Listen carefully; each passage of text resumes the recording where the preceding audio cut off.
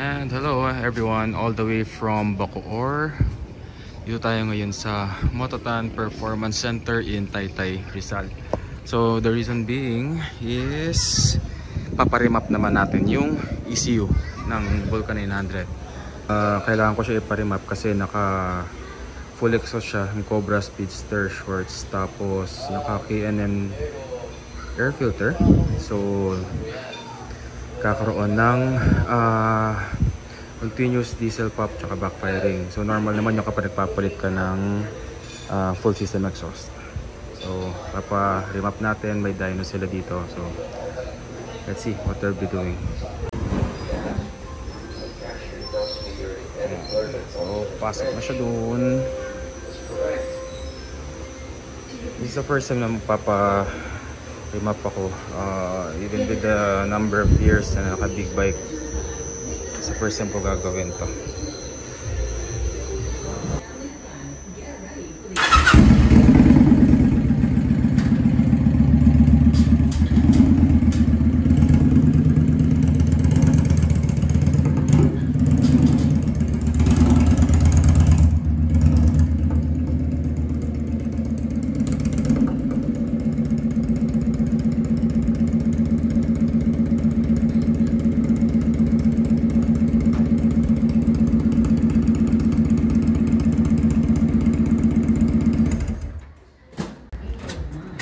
As you can see, maayos yung lugar nila. May pang higop ng fumes, sound deadening, kung maayos ang gamit.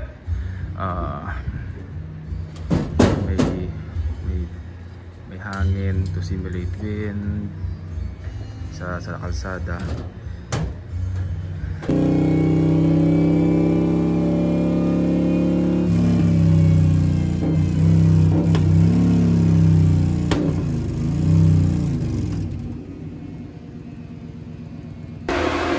Ang ginawa lang nila kanina is sinink daw yung RPM ng motor sa roller, kasi yung Vulcan is wala siyang RPM gauge. So they need to do that para maging maayos yung pag-remap.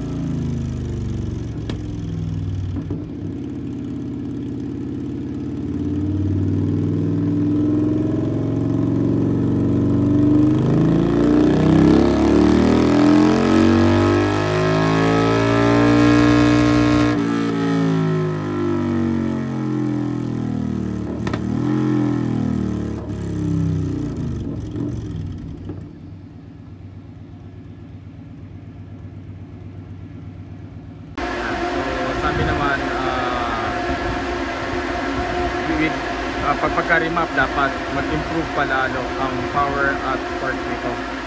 And aside from that, yung pinaka-concern ko talaga yung nagpa-backfire. You saw it in the video, shooting flames. Sa iba kala nila cool yun, pero in reality hindi maganda yung timpla ng air fuel niya. So yun yung kailangan masolusyonan. If it can't be eliminated, at least decrease ng drastic as much as possible. So yun, just waiting for them to remap this, kasi ngayon ginawa pa lang nila is to baseline and to check yung power at torque nito at the current at the current settings.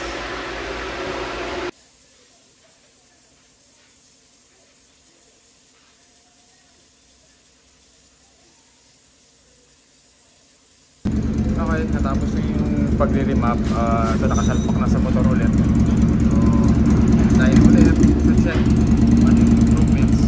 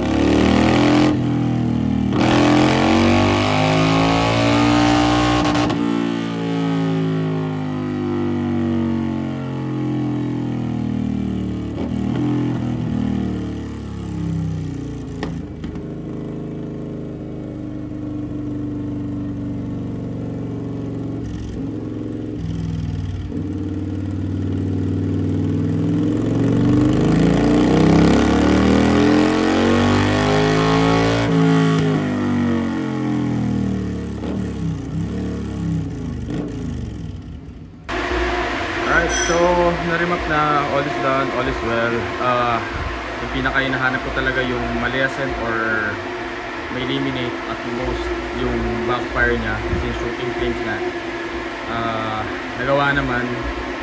So kanina, compared sa unang vid na talaga nag-aapoy upon sudden deceleration, tapos acceleration, nag-aapoy yung sa lumalabas, nag-shoot ng flames yung tambucho. Ngayon, wala na, or very very minimal.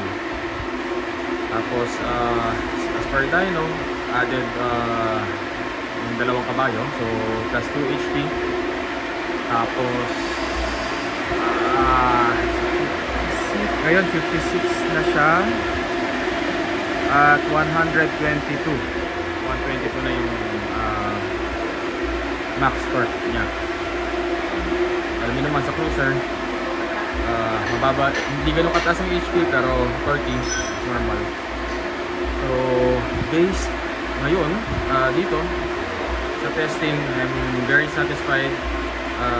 I'll be doing another feel of it. Siyempre pag pauwi, pabalik ng Cavite. Sabi naman nila sa akin dito, sabi na may-ari is just to give them feedback as soon as possible when I get home. And I hope it remains the same. So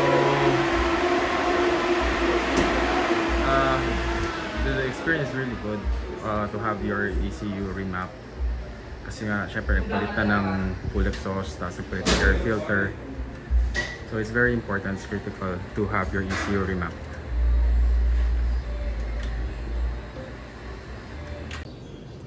So ayun, nakauwi na sa wakas. Overall observation was tama yung sinabi nung may-ari si Josh ng Mototan. Hindi siya ganun kainit banda dito compared sa previous. For that one I can't explain why. But yeah, totoo naman sinabi niya na lesser heat compared sa previous sa stock tuning. And better na yung deceleration and acceleration, hindi na ganun ka prominent yung backfire. May diesel pop siya, which is I believe it's normal, lalo na sa aftermarket exhaust. Ang ayoko kasi talaga is yung may backfire. Those are two different things. So important is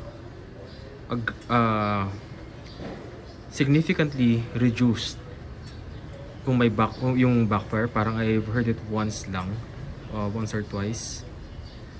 Pero yung diesel pop, is normal. I like the diesel pop actually.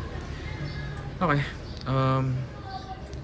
So yeah, I'm overall satisfied with the performance. I think pagdating sa torque, sa power niya, it's hard to determine by feel talaga, lalo na cruiser. Tapos hindi naman ako talaga sumasagad.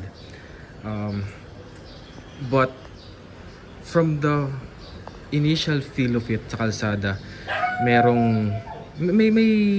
improvement pagdating sa low and mid. But of course, I will trust the numbers shown sa dyno. Mas credible naman yan kumpara sa feel ko lang, di ba? So it's really important na that we have comparison sa dyno, sa before and after.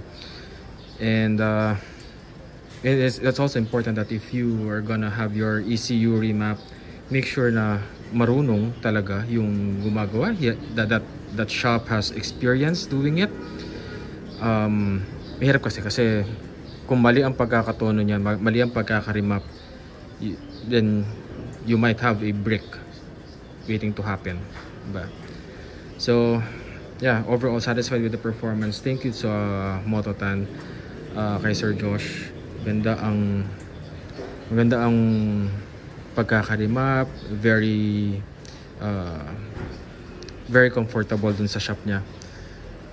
Bumiyahe pa ako from Cavite papunta sa Taytay kasi I've seen reviews na maganda ang performance ng motor na pinaparimap sa kanya, and kilala naman na siya. I've also asked from other shops na nag-remap, kaso lang hindi naman sila nagre-reply. I don't know kung wala silang experience of Vulcan 900, but good thing is Mototan, may nagawa na sila dati, so they know what they're doing. So yeah, overall very satisfied with this, and I'll be sending a feedback to Sir Josh. Sabi niya mag-message na ako sa kanya pagka uwi ko. So yeah, I'll be mentioning observations, and yeah, it's all good. If you guys wanna have your engine, your ECU remap pag nagpalit kayo ng full system and ng air filter, it's very advisable that you have your ECU remapped para maging maayos yung bato ng maging maayos yung air fuel na timpla niya, yung timpla ng air fuel ratio. Kasi if not, your bike might run too lean, too rich, possible na extremes, and might cause harm to your engine. So do the right thing. It will cost you, but yeah, you will have a better performing engine afterwards. I have yet to check if there will be improvements of fuel consumption because sabi naman when you do remaps, kung tama ang pagkakagawa, there's a high possibility that you will see an improvement in fuel consumption aside from the usual improvement, percentage improvement in torque and in power. So given na yon, so yon, fuel consumption, and sabi naman, I asked paano naman sa emission, will it be better or baka bumagsak? Ideally it will be ideal, and technically it should be better kasi magiging maayos yung timpla ng air tsaka fuel. Okay, so there we go. We just had our Vulcan or 2022 Vulcan N100 custom remap because of the full system exhaust ng Cobra Speedster na nakalagay ng Cobra Speedster shorts, and naka-K&N air filter tayo. I have plans in the future to buy the Cobra Powerflow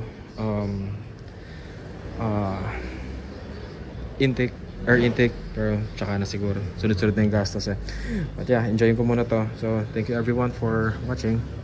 Have a good day.